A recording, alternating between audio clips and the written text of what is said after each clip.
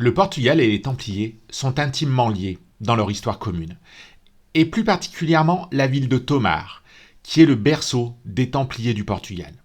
À titre personnel, cette période de l'histoire m'a toujours fasciné, et encore plus depuis que je vis ici, au point même d'écrire et de commercialiser mon premier roman, qui porte le doux nom des Secrets de Tomar, et qui est disponible sur Amazon depuis maintenant 1 an environ.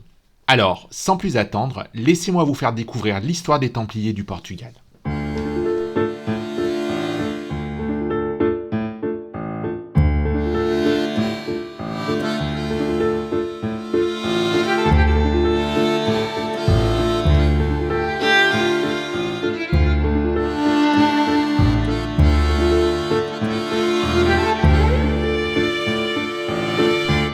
L'ordre des Templiers, connu sous le nom de Chevaliers du Temple, qui est consacré à la défense des lieux saints de Palestine, a été fondé en 1119 par Hugo de Payen et 8 autres chevaliers.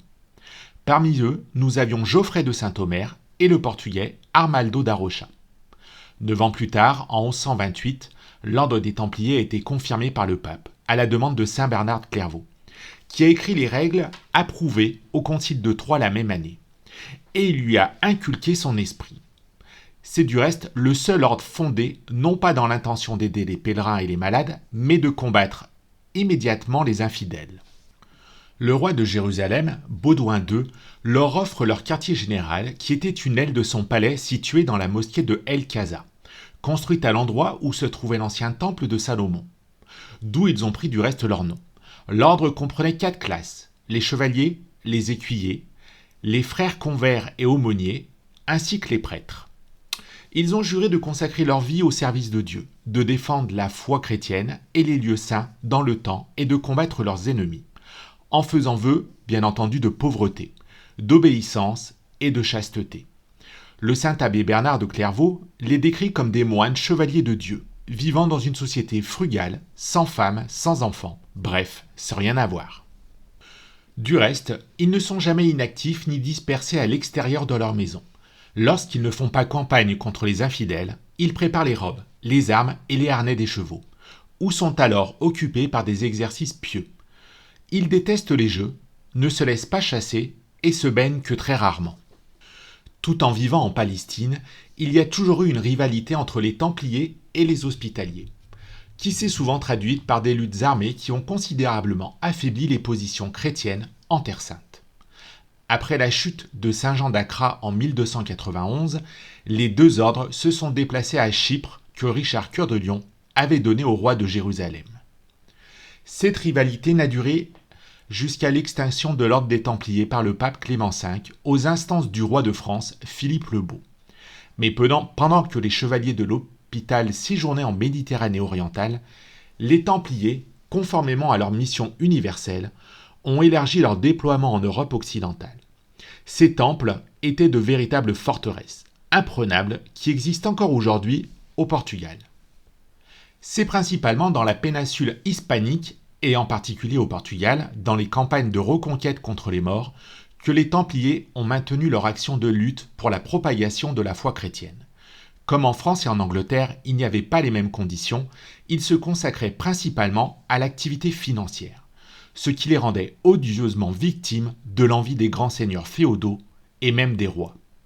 À cette fin, ils ont contourné les dispositions de l'Église qui interdisaient aux chrétiens d'exercer une telle activité. Ils étaient même banquiers du pape, des rois, des princes et des individus. Leur grand pouvoir financier les a ensuite mis en conflit avec la majorité des souverains. Lorsqu'ils avaient l'intention de défendre leurs intérêts et leurs vassaux, qui convoitaient avidement leurs richesses, dénonçaient publiquement au plus haut cas ecclésiastique l'origine légale douteuse des biens des Templiers. Pour ainsi dire, ils étaient un État au sein d'un autre État, ce qui a souvent entraîné de graves perturbations de la prospérité économique de la vie des soi-disant souverains. Les Templiers de la péninsule ibérique ont eu une importance louable qui a été reconnue et récompensée par les rois avec d'importants avantages. Ils étaient, par exemple, exonérés d'impôts et de juridictions épiscopales, comme les recensements ecclésiastiques généraux.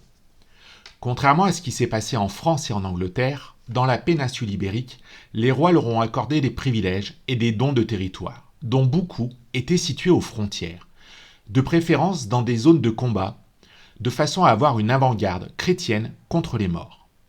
Dans la saga de Alfonso Henrique, pour la conquête des terres qui forment le royaume du Portugal, les Templiers ont aidé par leur connaissance militaire et la force de leurs prêtres soldats.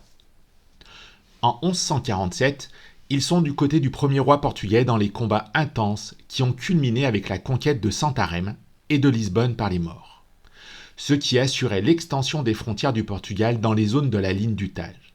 En récompense de l'aide à la victoire contre les Maures, Afonso Henrique leur a fait don des terres libérées. En 1159, Galdim Pai était le maître de l'ordre des Templiers en terre portugaise. Et à cette époque, les Templiers reçoivent le château de Serras et de toutes les terres adjacentes, sur un vaste territoire qui allait du fleuve Montego au Tage, longeant la ligne du fleuve Zézer. Ils ont été installés dans la région par donation héréditaire de cette même année, qui avait été accordée par Don Alfonso Henrique. Le château de Serras a été livré aux Templiers en ruine, ce qui a conduit Galdim Pai à construire une nouvelle forteresse sur une colline surplombant les rives de la rivière Nabo. La construction de la forteresse a commencé le 1er mars 1160, sur la colline située sur le côté droit de la rive du Nabo. Dès lors, le village de Tomar a commencé à se développer autour de la colline, grâce à d'importants dons royaux. Les Templiers sont devenus propriétaires d'une grande fortune dans le jeune royaume du Portugal. Son expansion s'est poursuivie. En 1165, ils ont reçu les territoires Idaha et de Mosanto.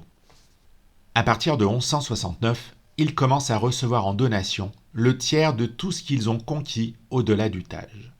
La même année, la possession par l'ordre des Templiers des châteaux de Cardiga à l'embouchure du Zézer et de Tomar est confirmée. À cette occasion, le château d'Almourol, une forteresse située sur l'île escarpée au milieu du Tage, est conquise aux Maures en 1129 et a été remis aux Templiers qui l'ont ainsi reconstruit, lui conférant la beauté architecturale qu'on lui connaît aujourd'hui. Sous le règne de Sancho Ier, l'émir du Maghreb, Ibn Louzouf, assiège le château de Tomar. Le siège a lieu le 13 juillet 1190, mais il est déjoué par les talents belliqueux des Templiers, qui défendent efficacement le royaume.